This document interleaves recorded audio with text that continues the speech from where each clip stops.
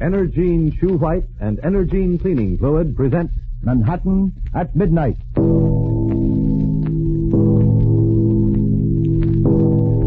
There are millions of people in Manhattan at midnight, and every one of them has a story. Listen. Hey, Bud. Where do you think you're going?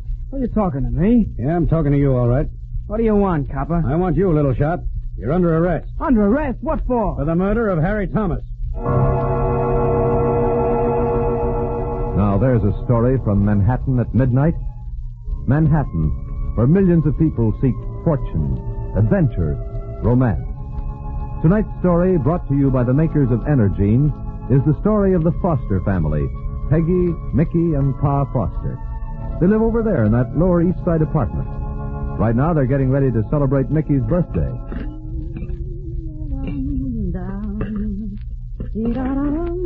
Oh, hello, Daddy. You're a few minutes early. Got off a little early tonight. Hey, I smell something good. I smell it, too.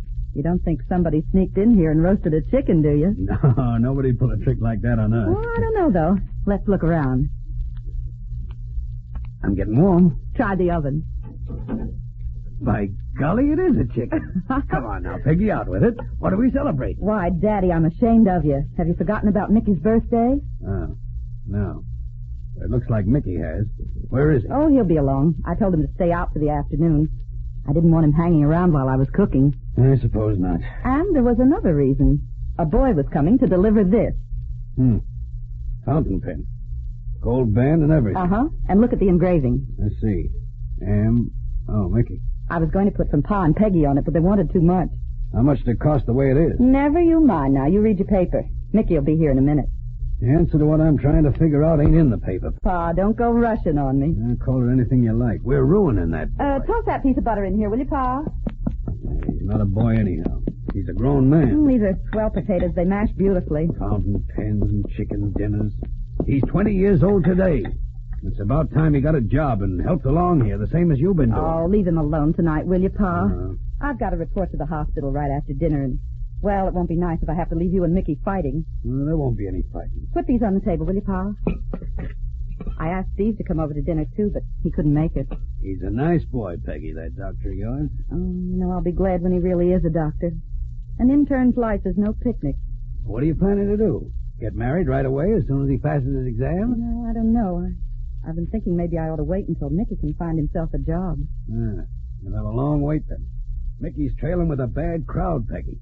That bunch of no-goods who hang around Hannigan's. And he's ripe for trouble unless he finds a job that takes him off the sidewalk. Oh, wait. No. Hello, Mickey. Hello, sis. Well, you two look pretty guilty. What have you been up to? Oh, Mickey. Sit down. The buzzard is in honor of your birthday, Mickey. Isn't he a bird? He was a bird, I hope. And here, before you eat, this is from Pa and me. Wish him a happy birthday, Pa. Happy birthday, Mickey. I hope you're working when it rolls around again. Hey, this is all right. My name on it, too, Mickey, huh? Thanks, Peg. Thank Pa, too. It's from both of us. I don't want any thanks. No, all you want me to do is get a job. Get a job. It don't make any difference what it is so long as it's a job. That's not true, Mickey. I was through a week ago when he was all hopped up about me getting a freight elevator job at Clancy. Oh, I suppose that kind of a job is too tame for you. Freight elevator. Mickey Foster, the indoor aviator. And what's the matter with that? Oh, come on now. Eat your dinner, both of you. I've got to run. Thanks again for the present, Peg. I'll sign all my checks with it. Oh, you hear that? That's what he learned from those sun dodgers in the pool room and on the corner. Signing checks. And not a nickel to his name. It's got says I can't make a crack around here without I'm out of order. What is it? I'm 20 years old and I haven't got any job. So what? So you're not making any effort to get one? Did you ever hear of unemployment? There's millions Yes, but they're not living under this roof. And your sister Peggy isn't working nights in the hospital to support them. And neither am I. Oh, I was hoping there wouldn't be any of this tonight. All right, let's call it off. What do you say, Pa? Do whatever you like. I've spoken my piece. How do you like that? Get it, will you, Mickey? Yeah. Hello? Can I speak to Michael Foster? Yeah, speaking to him now. Happy birthday to you. Happy birthday to you. Happy birthday, dear Michael. Happy birthday to you. This greeting comes to you via Western Union with the best wishes of Peggy and Pa. Good night, Mr. Foster.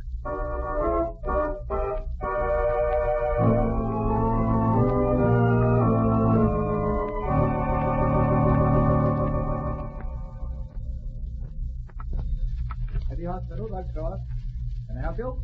This is no place to come to dinner. Oh, what's the matter with it outside of it being horrible? Well, the telephone's always ringing, and that electric thingamabob that mixes the milk drinks sounds too much like a dentist drill.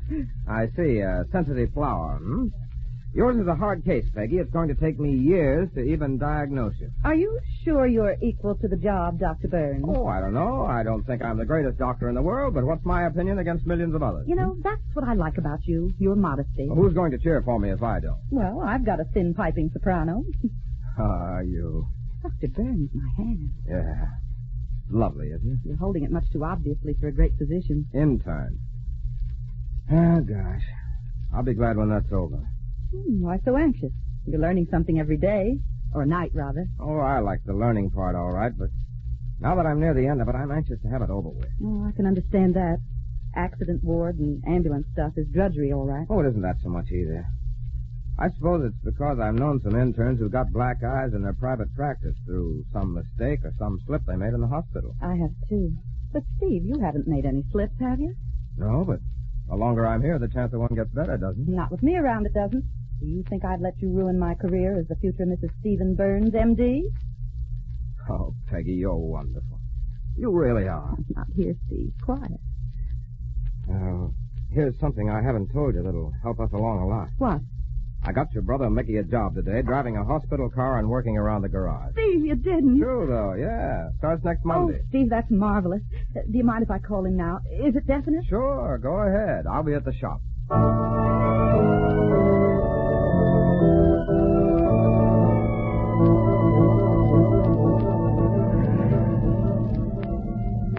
These emergency calls get me down. Oh, I don't mind them anymore. What's it this time? Street shooting. Man's on the sidewalk. Keep that case open. What did Mickey say? Oh, I didn't get him. Here we are.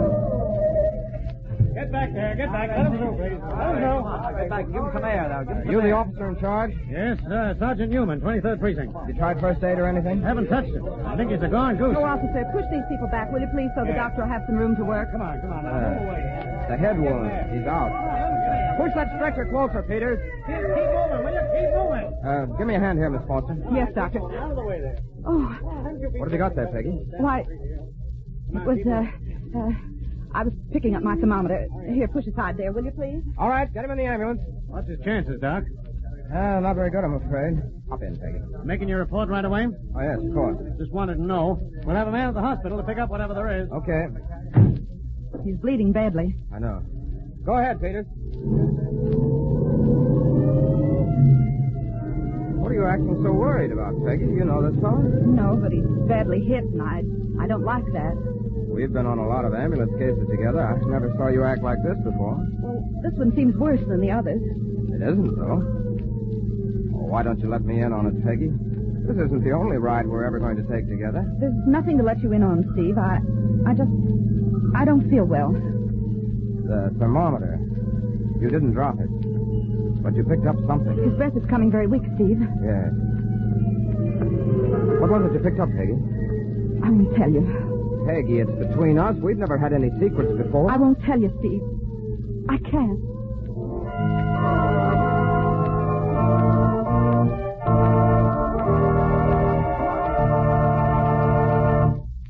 There's just a moment now before the story of the Foster family continues. Meanwhile, ladies and gentlemen, let's consider a case of impulse versus experience.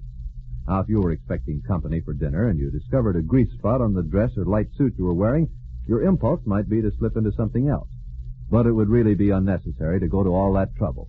For here's what experience tells us.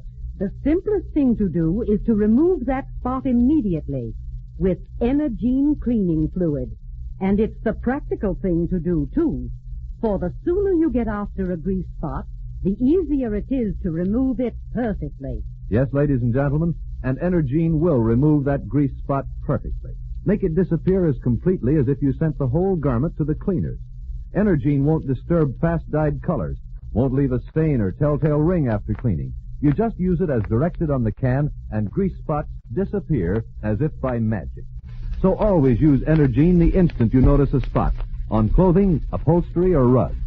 It's easy and economical to keep things clean, if you're Johnny on the spot with Energine. And And now, back to Peggy and Steve. They have brought the wounded man to the hospital, and now they're in a small office in the accident ward. Now, prop yourself up on that chair there, Peggy, and pull yourself together. I'm all right. Here, drink this. No. Oh, go ahead. It's only water with a little pill in it to sharpen you up. Thanks. Now, if you don't feel a ripple of life along your keel in a moment or so, those pills are counterfeit. I'm okay now, thanks. Oh, fine. Then we'll proceed with the third degree. Do we absolutely have to, Steve? Oh, Peggy, darling, there's no secrets on a job like this. This fellow was shot, and I've got to make out a full report for the police. A medical report? No, not just a medical report. Anything we noticed that might assist them. I can't assist them, Steve. Not in this. Oh, Peggy, now, there. It can't be that bad. It is, though. I should have told you in the first place, Steve. I would have, only I was so shocked and scared. Of course you would. There it is. Mickey's fountain pen. Mickey's? Yes. Pa and I gave it to him yesterday for his birthday. Oh, you don't have to worry about this, Peggy. There's millions of these in circulation. Not with Mickey's name engraved on them, there aren't. Oh. Mickey. Engraved right into the band. Yeah, it'd be easy to trace that. You can see now why I didn't want to tell you. Yeah, naturally. And when he wasn't home when I called, that worried me, too. I don't know what to say, Peggy. You don't think for a minute that Mickey did this, do you, Steve? Do you, Steve? Oh, there's the fountain pen. How about that? I can't explain that away offhand, Steve, but... Well, there must be an explanation. You just admitted yourself there must be one. Well, I suppose there is, Peggy, but... Well, that's a matter for the police to decide. Oh, if Mickey's mixed up in a killing, it'll ruin him for life. Who are you, a doctor with a report to fill out, a routine report, to sit in judgment of Mickey? Now, Peggy, don't go off half-cocked. I mean it, Steve. It's circumstantial evidence. Anybody could have dropped that pen there. Well, I grant you that. Then for goodness sake, give the kid a break. All right. I'll tell you, Peggy, I can do this. I can hold the report off until I see how the patient's condition is. If it's improving, okay. And if not? If he goes? If he doesn't recover, that puts a different light on it, Peggy. That makes it a murder case. And I'd have to go through the routine. The fountain pen and all. Oh, Steve, we can't let him die. He mustn't die. Now, pull yourself together, Peggy. Go see Mickey and find out what happened. Take the rest of the night off. I'll see that you're covered. Oh, wait a minute, Steve. Where are you going? I'm going up to the operating room and see if I can't help Dr. Hornbeck. He's probing for the bullet. It's very delicate, as you know. You'll do the best you can, won't you, Steve? Now, stop crying, Peggy. This is no way for a nurse to act. I'll pull this out of the fire if I can. Good luck, Steve. I'll be back later.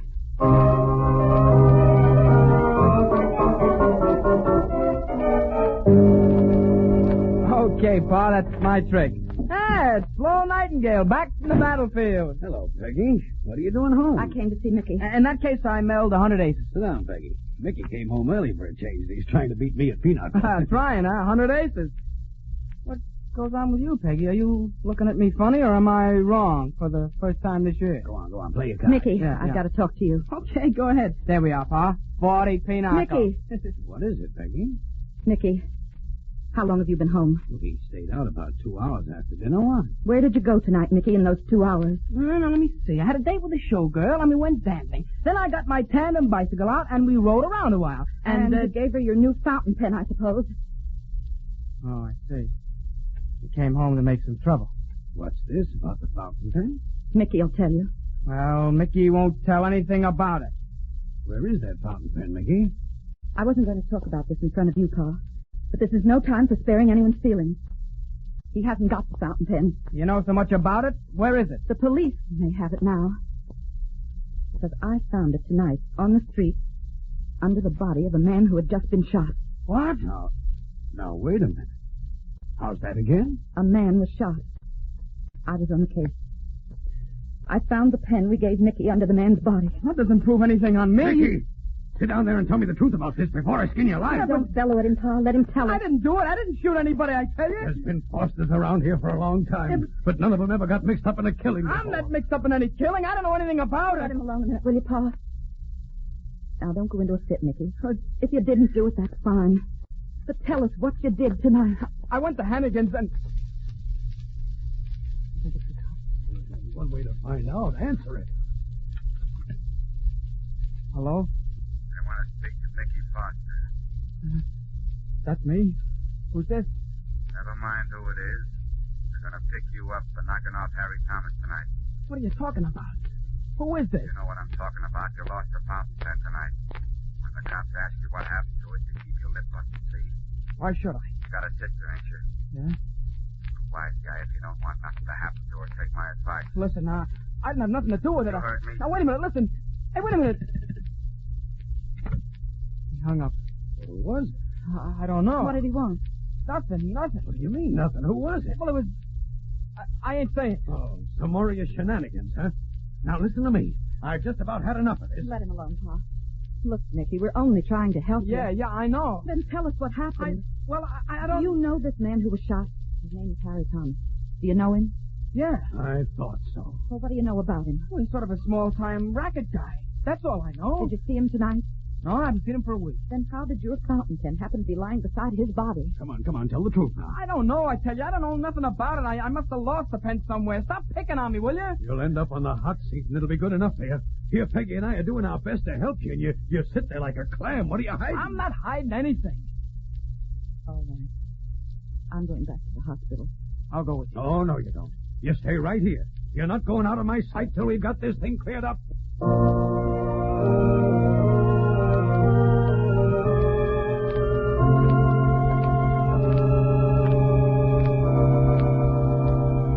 Foster. What are you doing around the operating room? Thought you took the night off. I did, but I have to come back to see about something. I get it. Doc Burns has a big night, so you're back rooting for him. Oh, don't kid with me, Kelly, please. Not now.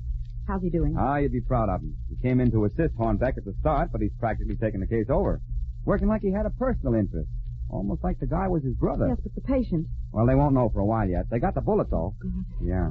Say, who is this Thomas that erates all this attention from you and Burns? Oh, just another case, Kelly. Just another case. Oh, don't look so innocent, Foster. Take off those false whiskers. What do you mean, innocent? The whole staff knows about you and Doc Burns. And it doesn't do a young doctor any harm to stuff his hospital record with miracles. So long.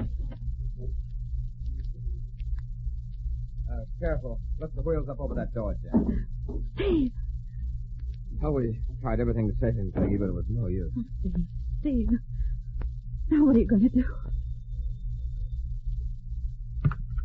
Dr. Burns. There's a detective here wants your report on the Thomas shooting, Dr. Burns.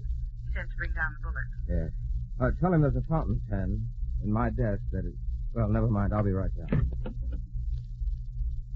Oh, wait a minute, Peggy. You were going to ask me something. You've answered me.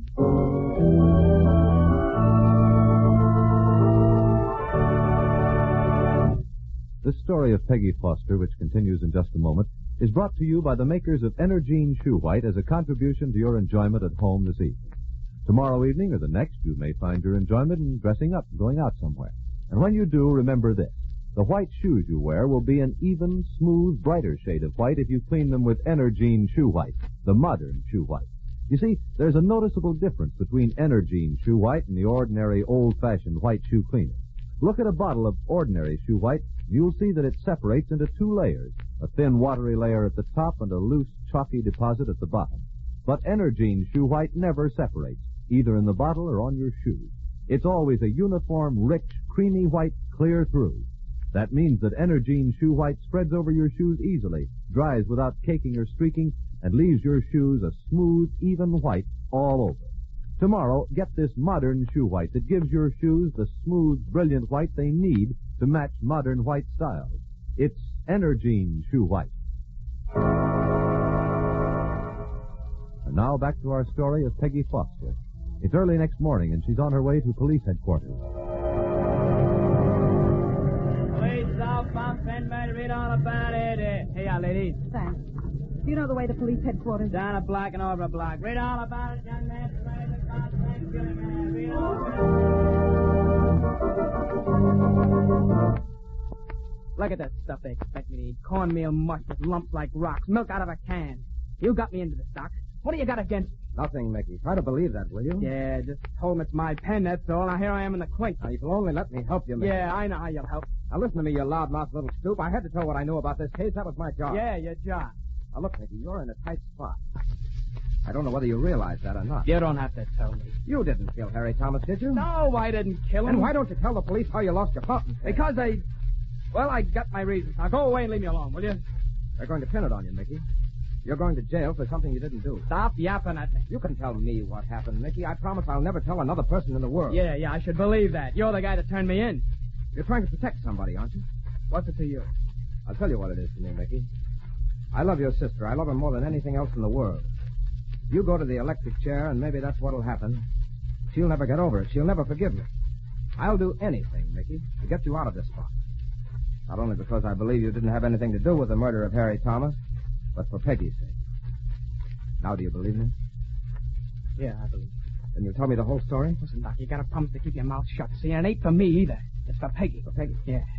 She's the reason I ain't been talking. All right, you have my word. I won't tell anybody else, not even the police. Okay, I lost a pen to a guy named Whitey Lewis. He's a cheap little racketeer, trigger man. Yeah? Last night he called me on the phone. Told me if I said anything about where I lost the pen, he'd get Peggy. What? And he would, too. He's just the kind, a real killer. I see. Where does this Whitey live, do you know? No, but once when I was walking down Front Street with some guy, he told me Whitey had a hideout flat in one of the houses there. You don't remember the number, do you? I think it was number 40 or somewhere about there. Why? What are you going to do, Doc? You ain't going to tell the cops. No, but I'm going to pay a call on Whitey Lewis myself. It's easy to get in, but hard to get out, hey, Doc? I'd like to see Michael Foster, please. I'm his sister. Peggy. Oh, Peggy, I've just been in to see Mickey. That was kind of you after you got him in here. I was afraid you'd take it that way. It shouldn't make any difference to you from now on how I take anything. Now, listen, Peggy. Oh, why don't you go away and leave me alone? You've done enough damage. I know you have to turn the pen into the police. All right, you've done your duty. You've made a mess of Mickey's life and mine, too. So why don't you leave us alone? All right, I'll leave you alone. But I hope maybe I'll be able to straighten this out for you. We don't want your help, thank you. If you want to see your brother, lady, you'd better come along. All right, officer. Oh, Steve, you've ruined everything for us, everything. I never want to see you again. Okay, Peggy. All right, officer, come on. Right through here. First cell on the right. Thanks. Hello, Peg. Gee, I'm glad you got here. Oh, Mickey, I feel like bawling seeing you in a place like this. How do you think I feel? Can't you get me out on bail even? No. There's no bail set. But I've got a lawyer for you. Yeah, who is he? He's a good man. A Mr. Fitch. William Fitch. He'll be in to see you tonight. Yeah, okay. Listen, sis. What is it, Mickey? Doc Burns was here a couple of minutes ago. Did you see him? Yes, I saw him. What did he have to say to you? Well, he talked to me for a long time, sis. About what? Oh, a lot of stuff about how sorry he was he got me in this spot, how much he loves you. Oh, he loves me, does he? Peggy, listen. He got me talking. He made me talk. I told him how I lost the fountain pen. Well, why did you tell him and not me? Well, he said he'd do anything to get me out of this spot, and now that's what he's trying to do. Peggy's going to get himself killed. Whitey will plug him, sure. Mickey, what are you talking about? How is he going to get himself killed? Who's Whitey? Whitey's the guy I lost the pen to. Whitey Lewis. He's a cheap, small-time gangster, but he's a killer. Whitey planted the pen on Harry Thomas, so I'd have to take the rap. But where's Steve gone? Mickey, has he gone to see this Whitey Lewis? Yeah, that's it, Peggy. He's going down to have a talk with him. You mean he's gone down to see him alone? Well, I guess so. Where does Whitey Lewis live? He's got a hideout at 40 Front Street or somewhere around there. Mickey, why did you let him go alone? I've got to tell the police.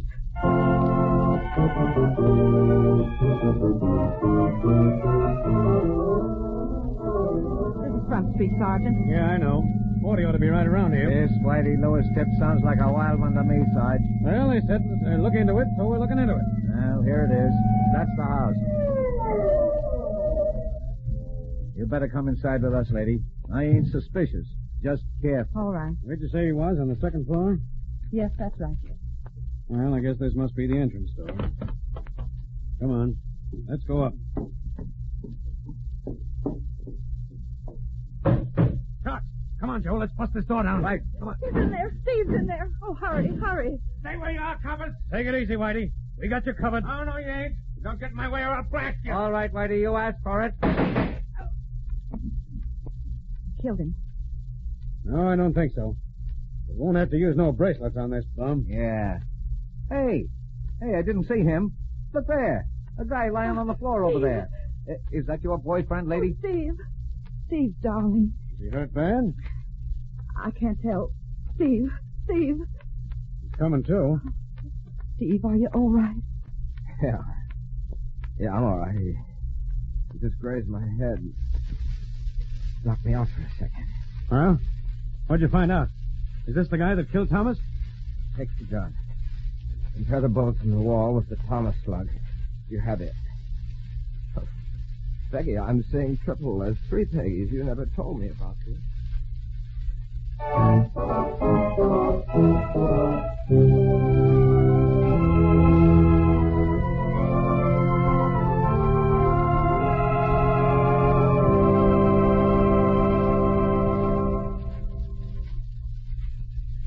about those chocolate malts? Coming right up. Mickey will be by in a minute. Yes. You know, he's as delighted with that supply truck job as a kid with a pair of new red rubber boots. Oh, hi, Mickey. Hi. How's the demon driver? Well. Say, the lieutenant told me to tell you there's a badge with your number on it down there anytime you get sick of doctor. He thinks you'd make a great stick. Well, sure he would. He was good enough to get you off. Well, how do you like your new job? Ah, it's well, Stephen. Say, now that you people are going to sort of get together... Who says we're going to get together? Well, you are, aren't you? Well, this is as good a way as any to start planning a honeymoon, isn't it, Peggy? I think so. As I was saying, now that you're getting together, you can help me with some of these invoice names. Steve, how do you spell, wait a minute, sulfanilamide? Huh? Oh, S-U-L... Oh, yes. P-H... Hey, that's enough. If you're going to kiss your way through it, I'll be here all day.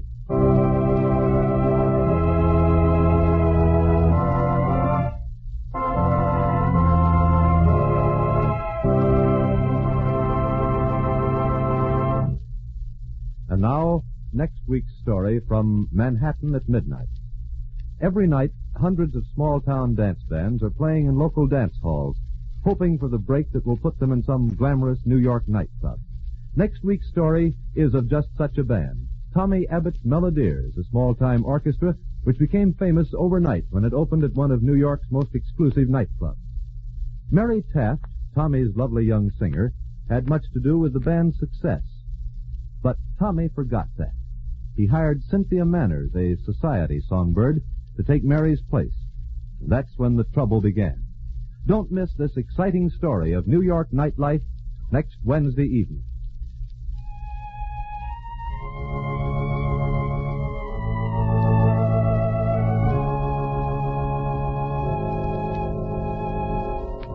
The author of tonight's story was Frank Dolan. The original music was composed by Charles Paul. All names and designations of persons used in the course of this broadcast are entirely fictitious, and no living person is actually referred to or designated. Manhattan at Midnight is brought to you every Wednesday evening at this same time by the makers of Energine Cleaning Fluid and Energine Shoe White. This is Nelson Case, wishing you all good evening until next Wednesday night.